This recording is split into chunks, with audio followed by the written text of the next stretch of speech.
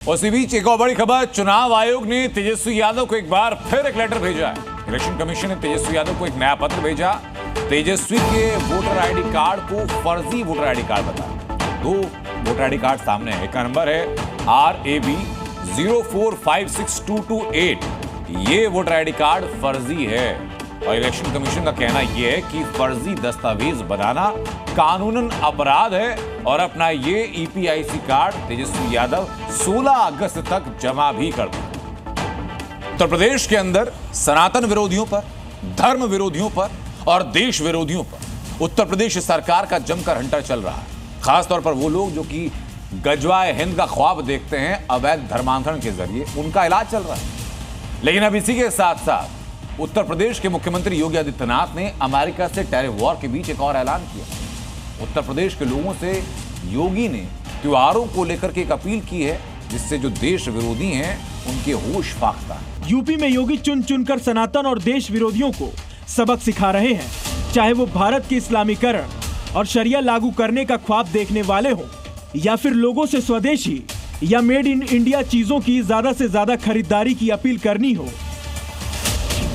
एक तरफ योगी फोर्स जिहादियों के रिवाइविंग इस्लाम के प्लान को नेस्तनाबूद कर रही है। गजवाए हिंद का ख्वाब देखने वाले, धर्मांतरण करने वाले और भारत में शरिया नाफिया करने का प्लान बनाने वालों पर ताबड़तोड़ कार्रवाई चल रही है। दूसरी तरफ प्रदेश के लोगों से ज्यादा स्वदेशी चीजों का इस्तेमाल करने की अपील की। त्योहारों पर विदेशी वस्तुओं के इस्तेमाल से बचने की सलाह भी दे रहे हैं। योगी ने स्वदेशी इस्तेमाल से पहले बच्चियों से राखी भी बंधवाई और बच्चियों को पैसे भी दिए। उनके साथ डिप्टी CM केशव प्रसाद मौर्य भी मौजूद थे।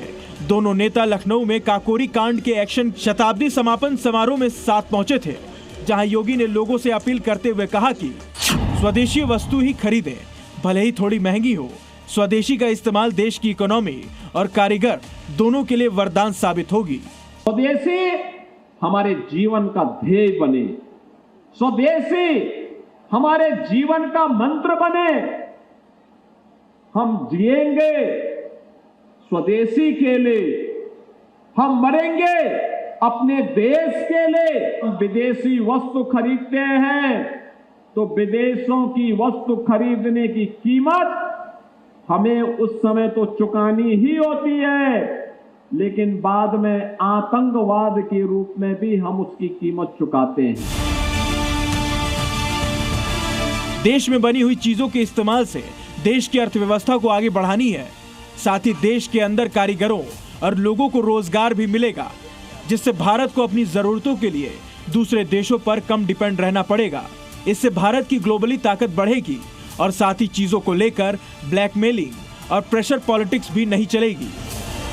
इसीलिए अमेरिका से तनाव और टैरिफ वॉर और दुनिया में भारत को और ताकतवर बनाने के लिए योगी और केंद्र सरकार की देश की जनता से अपील कर रहे हैं, ज्यादा से ज्यादा स्वदेशी का इस्तेमाल किया जाए, जिससे देश के दुश्मनों को ताकत न मिले।